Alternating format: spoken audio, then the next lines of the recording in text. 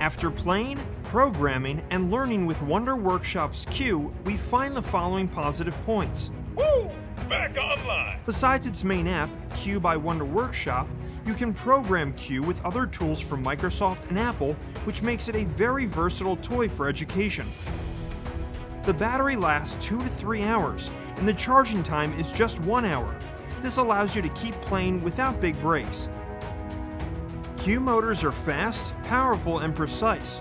It is able to move at high speed, move around on carpets, and perform movements with a fair degree of accuracy.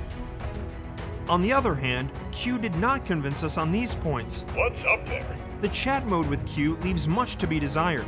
Some answers are very limited or meaningless. Are you with me? Besides paying a good amount of money to get Q, you must pay more within the app for new games and avatars.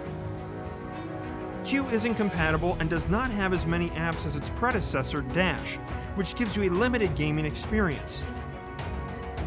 In operation and features, Q is an improvement over Dash. You are able to program it in different ways and turn Q into a useful educational tool.